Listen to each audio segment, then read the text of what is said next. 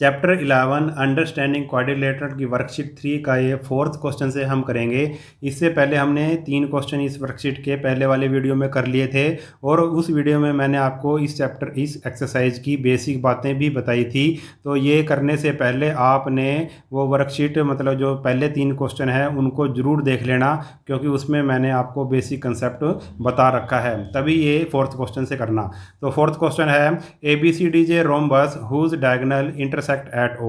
ABCD एक rhombus है और जिसके डायगोनल इंटरसेक्ट करते हैं O पर। शो करना है हमने triangle AOB congruent to triangle COD, ये हमने शो करना है, प्रूव करना है। तो बिल्कुल इजी है। हमने ABCD एक रोम्बस बना लिया और 2 डायगोनल बना लिए AC और BD। हमने शो क्या करना है, अब ये O पे करने हैं ये इंटरसेक्ट दोनों डायगोनल। तो हमने शो करना है AOB और COD, ये वाली ट्रायंगल AOD, ये वाली ट्रायंगल और ये वाली ट्रायंगल COD दोनों कॉन्ग्रुएंट हैं, दोनों बिल्कुल एक जैसी हैं। कॉन्ग्रुएंट का मतलब आपको पता होगा, 7th क्लास में आपने पढ़ा होगा। तो कैसे करेंगे इसको प्रूव, इन ट्रायंगल AOB जो प्रूव करना है वही ट्रायंगल ले लेंगे हम दोनों। In triangle AOB and COD, AOB और COD हमने ले लिया। एंगल 1 इक्वल टू एंगल 2, इसको हमने मान लिया एंगल 1 और इसको मान लिया हमने एंगल 2। ऐसे ही इसको मान लिया हमने एंगल 3 और इसको मान लिया हमने एंगल 4। ठीक है, अब ये एंगल 1 और एंगल 2 इक्वल हो जाएंगे। क्यों हो जाएंगे इक्वल, क्योंकि ये अल्टरनेट एंगल हैं। आपको पता है जो ये पैरेललोग्राम होता है, ये जो रोम्बस होता है वो एक पैरेललोग्राम होता है। जैसे ये 2 साइड आ गई, ये CD है मान लो और ये क्या है AB है, और ये वाली लाइन ये क्या बन जाएगी, अब ट्रांसवर्सल बन जाएगी, ये कट कर रही है। तो ये वाला एंगल और ये वाला एंगल दोनों क्या हो जाएंगे, इक्वल हो जाएंगे। कौन कौन से एंगल हैं, ये अल्टरनेट एंगल हैं। ठीक है, तो angle 1 equal to angle 2 alternate angle. ऐसे ही एंगल 3 और 4 इक्वल हो जाएंगे, ये भी अल्टरनेट एंगल होंगे। 3 और 4 ये भी अल्टरनेट एंगल ही होंगे। ये भी बिल्कुल हम वैसे ही करेंगे जैसे ये 2 लाइंस थी, ऐसे थी 2 लाइंस, एक थी AD और दूसरी थी कितनी BC। ठीक है, और ये ट्रांसवर्सल सॉरी इधर से लेना पड़ेगा हमें, क्योंकि ये वाली है और ये वाली चीज़ है। देखो ये है ऐसे है और ये ट्रांसवर्सल इसको करेगी कट ऐसे। तो ये वाली साइड और ये वाली साइड ले ली हमने, ये वाली साइड और ये वाली साइड ली, और ट्रांसवर्सल कट कर रही है ऐसे। ठीक है, तो ये है एंगल 4 और ये है एंगल 3। तो एंगल 3 और एंगल 4 भी क्या हो जाएंगे, क्योंकि ये दोनों लाइन पैरेलल हैं, ये ट्रांसवर्सल कट कर रही है। तो एंगल 3 और 4 भी क्या हो जाएंगे, अल्टरनेट एंगल हो जाएंगे। तो angle 3 equal to angle 4 alternate angles. तो AB इक्वल टू DC और AB और DC इक्वल हैं, ये तो आपको पता है। रोम्बस की चारों साइड्स क्या होती हैं, इक्वल होती हैं। तो AB CD के इक्वल है। तो 2 एंगल इक्वल हो गए और उनके बीच जो और दोनों एंगल जिस साइड पर बने हैं वो साइड इक्वल होगी। ये side angle side angle, angle side angle. तो प्रॉपर्टी आपको पता होगी ये, by angle side angle property. तो क्या हो जाएगा, by angle side angle property से क्या हो जाएगा, triangle AOB congruent to triangle COD। ठीक है, ये आपको पहले से ही पता होना चाहिए कि भाई ये कैसे करते हैं, कॉन्ग्रुएंट किसी ट्रायंगल्स को कैसे करते हैं। ठीक है, तो triangle by side angle side property से दोनों ट्रायंगल क्या हो जाएंगी, क्योंकि 2 एंगल इक्वल हो गए और एक साइड इक्वल होगी। तो by angle side angle property से triangle AOB congruent to triangle COD। अब नेक्स्ट क्वेश्चन करते हैं। अब 5th क्वेश्चन है, the diagonal of a rectangle ABCD intersect at O। एक रेक्टेंगल है, उसके डायगोनल क्या है, O पे इंटरसेक्ट करते हैं, और BOC हमें गिवन है 70 डिग्री, हमने ODA निकालना है। तो ये फिगर से पता लगेगा हमें। पहले ABCD एक रेक्टेंगल बना लिया और 2 इसके क्या बना लिए हमने, डायगोनल बना लिए जो यहाँ पे इंटरसेक्ट कर रहे हैं। तो हमें गिवन क्या है, BOC। तो BOC 70 डिग्री है, ये हमें गिवन है। हमने निकालना है ODA, ये वाला एंगल हमने फाइंड आउट करना है, ये हमें गिवन है और ये वाला फाइंड आउट करना है। देखो कैसे करेंगे इसको, AOD equal to BOC। A O D और बी ओ सी ये दोनों एंगल हो जाएंगे इक्वल। क्यों इक्वल हो जाएंगे? अगर ये 70 का है तो ये भी 70 का क्यों हो जाएगा? ये होते हैं भाई वर्टिकली अपोजिट एंगल। जब भी ऐसे क्रॉस लगे कोई तो ये वाला एंगल इस एंगल के इक्वल हो जाएगा, या इसको बोलते हैं वर्टिकली अपोजिट एंगल। ऐसे ही ये वाला एंगल इस एंगल के इक्वल हो जाएगा, ये भी वर्टिकली अपोजिट एंगल है। ऐसे ही इसमें भी ऐसे एक क्रॉस लग रहा है, ऐसे एक क्रॉस लग रहा है, तो ये वाला एंगल और ये वाला अगर ये 70 का है तो ये भी कितने का हो जाएगा? 70 का हो जाएगा। ये होते हैं वर्टिकली अपोजिट एंगल। तो ए ओ डी ये वाला एंगल भी कितना हो जाएगा? ए ओ डी ये वाला भी कितना हो जाएगा? 70 डिग्री का। तो रीजन क्या देंगे हम? Vertically opposite angles. ठीक है, अब देखो ये वाला एंगल और ये वाला एंगल ये क्या होंगे? क्योंकि आपको एक बात पता है कि जो रेक्टेंगल होता है जो उसके जो डायगोनल होते हैं वो एक दूसरे को बाइसेक्ट करते हैं। सबसे पहले आपको एक बात पता होनी चाहिए कि जो मैंने बताया था पिछले वीडियो में इसके, कि भाई जो रेक्टेंगल होता है उसके डायगोनल इक्वल होते हैं, रेक्टेंगल के डायगोनल इक्वल होते हैं और एक दूसरे को बाइसेक्ट करते हैं, और एक दूसरे को बाइसेक्ट करते हैं। यानी कि अगर मान लो ये 8 सेंटीमीटर है तो ये भी 8 सेंटीमीटर ही होगा, डायगोनल इक्वल होते हैं। अब ये बाइसेक्ट कर रहे हैं तो आधा आधा भी इनका इक्वल ही होगा, इसका आधा 4 होगा और इसका आधा भी क्या होगा? 4 होगा। तो ये भी साइड दोनों क्या हो जाएंगी? इक्वल हो जाएंगी। ये साइड इसके इक्वल और ये साइड इसके इक्वल, यानी कि ये और ये, यानी कि ओ ए और ओ डी दोनों क्या हो जाएंगे? इक्वल हो जाएंगे। ओ ए और ओ डी दोनों क्या हो जाएंगे? इक्वल हो जाएंगे। हम लिखेंगे ओ ए इक्वल टू ओ डी, दोनों क्या हो जाएंगे? इक्वल हो जाएंगे। अगर दो, अब एक प्रॉपर्टी और लगेगी, ये भी बतानी पड़ेगी आपको।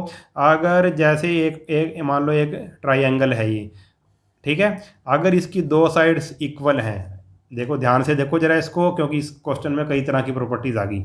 ये अगर एक ट्राइंगल है और इसकी दो साइड इक्वल हैं, दो साइड इक्वल हैं, उनके आमने सामने वाले एंगल भी क्या हो जाएंगे? इक्वल हो जाएंगे। अगर ये 30 डिग्री का है तो ये भी 30 डिग्री का हो जाएगा, अगर ये 70 का है तो ये भी 70 का हो जाएगा। ठीक है, अगर दो साइड्स इक्वल हो किसी ट्राइंगल की आमने सामने वाली तो उनके आमने सामने वाले एंगल भी इक्वल हो जाते हैं, ये प्रॉपर्टी है। तो प्रॉपर्टी क्या लिखेंगे? Angle opposite to equal side of a triangle are equal. Triangle कौन सी बनी है इसमें? A O D.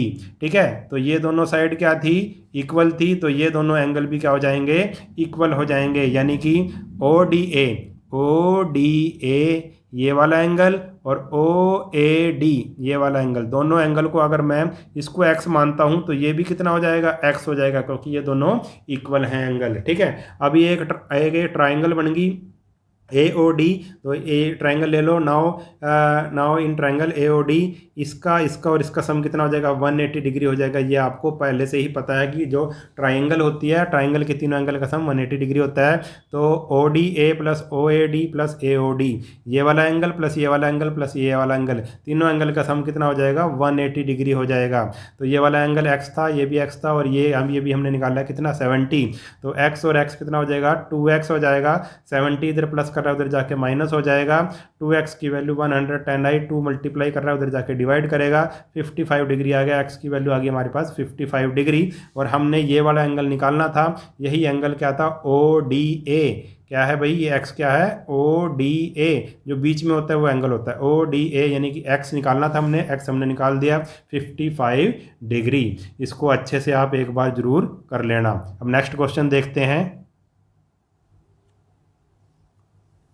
अब इसका 6th क्वेश्चन है, A B C and A D C are two equilateral triangle. Equilateral triangle क्या होती है? जिसकी सभी साइड्स इक्वल होती हैं। दो ट्राइंगल दे रखे हैं ए बी सी और ए डी सी, और दोनों इक्विलेटरल हैं, दोनों की साइड्स क्या हैं? इक्वल हैं, और उनका सेम कॉमन बेस है, दोनों का बेस एक ही है ए सी, यानी कि ये दोनों ट्राइंगल एक जैसी हैं। अगर सेम बेस है तो एक साइड इक्वल होगी, यानी कि इसकी सारी साइड और इसकी सारी साइड आपस में क्या हो जाएंगी? इक्वल हो जाएंगी। Find the angle of the resulting quadrilateral. जो क्वाड्रिलेटरल बना है उसका हमने एंगल निकालना है, उसका हर एक angle, show that it is a rhombus, और ये भी प्रूव करना है कि ये रोम्बस है। देखो है क्या फिगर, पहले फिगर को देखते हैं। एक एसी बेस ले लिया हमने, ऐसे एसी बेस ले लिया, ए सी, क्योंकि दोनों का सेम बेस था तो इस ए सी पे क्या बना दिया, ये बना दिया हमने ए बी सी, और नीचे बना दिया ए डी सी, यानी कि ए बी सी डी ऐसे बन गया। ऊपर एक ट्राइंगल है, ऊपर जो ट्राइंगल है वो इक्विलेटरल ट्राइंगल है, नीचे वाली भी इक्विलेटरल ट्राइंगल है, और ये दोनों की कॉमन साइड है, ए सी दोनों की कॉमन साइड है। तो ए बी सी एक ट्राइंगल बन गई, इसने ए बी सी कहा था, बना दी ट्राइंगल। ए डी सी भी एक ट्राइंगल बन गई, ए डी सी ये भी बना दी, और ए सी क्या था, बीच में क्या था, कॉमन था दोनों के। तो अब ये क्वाड्रिलेटरल बन गया, ए बी सी डी, चार साइड है ना, क्वाड्रिलेटरल बन गया। अब ये हमने प्रूव करना है कि ये रोम्बस है, और इस क्वाड्रिलेटरल के चारों एंगल हमने बताना है, ये कितना है और ये सारा एंगल कितना है। ठीक है, ये देखो ये एंगल अलग है, ये एंगल अलग है, और दोनों को ऐड करेंगे तो एंगल ए आ जाएगा, यानी कि पूरा एंगल बताना है। ऐसे ये एंगल अलग है, ये एंगल अलग है, दोनों को ऐड करेंगे तो एंगल सी बन जाएगा। यानी कि हमने एंगल ए बताना है, एंगल बी बताना है, एंगल सी बताना है, एंगल डी बताना है, और ये प्रूव करना है कि ये एक रोम्बस है। तो बिल्कुल ईजी क्वेश्चन है, जरा ध्यान से देखना। फिगर ले ली हमने, इन फिगर, ये वाली फिगर है, A B C is an equilateral triangle, बिल्कुल सही बात है, इसने गिवन कहा था कि इक्विलेटरल ट्रायंगल है। अगर इक्विलेटरल ट्रायंगल है तो तीनों साइड क्या हो जाएंगी, इक्वल हो जाएंगी। ए सी किसके इक्वल हो जाएगा, ए बी के और बी सी के, तो तीनों साइड इक्वल होगी, A C equal to A B equal to B C, इसको मान लिया हमने फर्स्ट। ऐसी अगर ये वाली लेते हैं ट्रायंगल तो इसमें भी ऐसी होएगा, ए सी किसके इक्वल हो जाएगा, ए डी और डी सी के, तो ए सी किसके इक्वल हो जाएगा, A D equal to C D, क्योंकि इस ट्राइंगल की भी तीनों साइड इक्वल हैं, इसकी भी तीनों साइड इक्वल हैं, क्योंकि ये इक्विलेटरल ट्राइंगल थी। ये फर्स्ट मान ली, ये सेकंड मान ली। अब अगर ध्यान से देखें तो ये दोनों ए सी के इक्वल हैं, ये दोनों ए सी के इक्वल हैं, और ये दोनों भी ए सी के इक्वल हैं। ठीक है, दोनों एक ही सेम चीज़ के इक्वल हैं, यानी कि ये दोनों आपस में क्या हो जाएंगी, इक्वल हो जाएंगी, यानी कि चारों साइड क्या हो जाएंगी, इक्वल हो जाएंगी, क्योंकि ये ए सी के ही इक्वल हैं। ये दोनों ए सी के इक्वल हैं, ये दोनों भी ए सी के इक्वल हैं, यानी कि ये सारे आपस में इक्वल हो जाएंगे। तो हम लिखेंगे फ्रॉम 1 and 2 अगर कंपेयर करें तो A B equal to B C equal to C D equal to D A, तो चारों साइड क्या हो जाएंगी, इक्वल हो जाएंगी। चारों साइड जैसे ही इक्वल हुई तो हम कह देंगे hence A B C D is a rhombus, चारों साइड इक्वल है तो हम क्या देंगे इसको कि ये एक रोम्बस है। अब इसका हम निकालेंगे एंगल, निकालेंगे चारों एंगल रोम्बस के निकालेंगे। इससे पहले आपको एक बात पता होनी चाहिए, जो इक्विलेटरल ट्रायंगल होती है उसकी तीनों साइड इक्वल होती हैं और तीनों एंगल भी इक्वल होते हैं, यानी कि हर एक एंगल इसका कितना होता है, 60 60 60, तीनों एंगल का सम कितना हो जाएगा, 180। तो आप ये बात याद रखना, we know that each angle of an equilateral triangle is 60 degree. तो ये वाला एंगल तो क्या आ गया, 60 डिग्री आ गया, ये भी क्या आ गया, 60 डिग्री, क्योंकि ऊपर इक्विलेटरल ट्रायंगल ये 60 डिग्री, ये भी 60 डिग्री, और ये कितना हो जाएगा, ये भी 60 डिग्री है। देखो ऊपर वाली ट्रायंगल की बात करें और नीचे वाली ट्रायंगल की बात करें, ये भी 60 डिग्री होगा, ये 60 डिग्री होगा, तो ये भी 60 डिग्री होगा, क्योंकि इक्विलेटरल ट्रायंगल ऊपर भी है नीचे भी है, और इक्विलेटरल ट्रायंगल के एंगल का सम और मतलब ईच एंगल कितना होता है, 60 डिग्री होता है। तो ये टोटल कितना हो जाएगा, 60 + 60, एंगल ए कितना हो जाएगा, 120। ऐसे एंगल सी कितना हो जाएगा, 60 + 60 120। तो हम लिखेंगे भाई एंगल बी तो 60 आ गया और एंगल डी भी 60 आ गया, ये तो सीधा ही आ गया। और एंगल ए क्या होएगा, एंगल 1 + एंगल 2, इसको एंगल हम 1 मान लें, इसको एंगल 2 मान लें, तो एंगल 1 + एंगल 2 कितना हो जाएगा, 60 + 60 120 डिग्री। ऐसे ही एंगल डी कितना हो जाएगा, इसको एंगल 3 मान लेता हूँ, इसको एंगल 4 मान लेता हूँ, तो एंगल सी क्या हो जाएगा, एंगल 3 + एंगल 4, यानी कि 60 + 60 120। तो चारों एंगल हमने निकाल लिए। Angle of the rhombus, angle A 120, angle B 60, angle C 120, angle D 60 degree. तो ये क्वेश्चन भी हमारा कंप्लीट हो गया। अब नेक्स्ट क्वेश्चन देखते हैं। अब लास्ट क्वेश्चन है इसका 7th question, A B C D is rectangle in which D P and B Q are perpendicular from D and B respectively on diagonal A C, show that triangle A D P congruent to triangle C B Q, angle A D P equal to angle C B Q और D P equal to B Q. ये हमने prove करना है। इसको पहले figure से समझेंगे कि क्या है। ए बी सी डी एक रेक्टेंगल है और ए सी एक डायगोनल दिया हुआ है, और इस डायगोनल पे डी पी एक परपेंडिकुलर गिरा रखा है और एक बी क्यू परपेंडिकुलर गिरा रखा है। ठीक है, ये क्वेश्चन इसने हमें दिया हुआ है और हमने प्रूव क्या करना है, प्रूव करना है हमने ए डी पी ये वाली ट्राइंगल और सी बी क्यू ये वाली ट्रायंगल, ये दोनों क्या है, कॉन्ग्रुएंट है, ये हमने प्रूव करना है। तो देखो कैसे करेंगे। इन ट्रायंगल ए डी पी और सी बी क्यू जो प्रूव करनी है वही दोनों ट्रायंगल हम ले लेंगे। A D equal to B C, A D equal to B C, बिल्कुल सही है, होगा, इक्वल होगा, क्योंकि रेक्टेंगल की अपोजिट साइड क्या होती हैं, इक्वल होती हैं। ये रेक्टेंगल की अपोजिट साइड है, तो A D equal to B C, opposite side of a rectangle. अब angle 1 equal to angle 2, angle 1 और एंगल 2, क्योंकि ये परपेंडिकुलर ड्रॉ किया है, इसने पहले कह दिया था ये परपेंडिकुलर है, परपेंडिकुलर है, ठीक है, और ये भी परपेंडिकुलर है, तो ये भी 90 का एंगल होगा, परपेंडिकुलर का मतलब 90 का एंगल, ये भी 90 का एंगल, तो दोनों 90 के एंगल हो गए। अगर मैंने इसको एंगल 1 मानना है, इसको एंगल 2 मानना है, तो एंगल 1 और एंगल 2 कितना हो गया, दोनों 90 के हो गए। ऐसे ही मैंने इसको एंगल 3 मानना है और इसको एंगल 4 मानना है, तो ये कैसे होगा, ये होगा अल्टरनेट एंगल। कैसे अल्टरनेट एंगल कैसे होगा, ये साइड और ये साइड पैरेलल हैं रेक्टेंगल की, और ये ट्रांसवर्सल कट कर रही है, तो ये है एंगल 3 और ये है angle 4।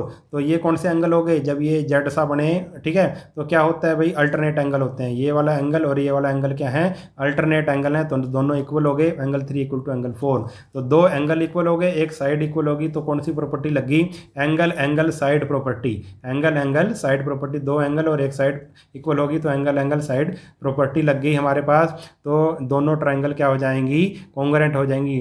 Triangle A D P congruent to triangle C B Q, दोनों किस प्रॉपर्टी से हुई हैं, कॉन्ग्रुएंट एंगल एंगल साइड से। अब क्या है भाई दूसरा, अब तो बिल्कुल आसान है, एंगल ए डी पी और C B Q, angle A D P, A D ये वाला एंगल और सी बी ये वाला एंगल, ये वाले एंगल अपने आप ही इक्वल हो जाएंगे। जब दो ट्रायंगल क्या हो जाती हैं भाई, कॉन्ग्रुएंट हो जाती हैं, तो जो उनके जो बाकी बचे हुए पार्ट हैं वो भी इक्वल हो जाते हैं, साइड्स भी इक्वल हो जाती हैं, जो कॉरस्पॉन्डिंग साइड होती हैं वो इक्वल हो जाती हैं, और कॉरस्पॉन्डिंग एंगल भी इक्वल हो जाते हैं। तो ये कॉरस्पॉन्डिंग एंगल है, इसका कॉरस्पॉन्डिंग एंगल ये है, तो ये दोनों इक्वल हो जाएंगे। तो हम लिखेंगे by C P C T, corresponding part of congruent triangle.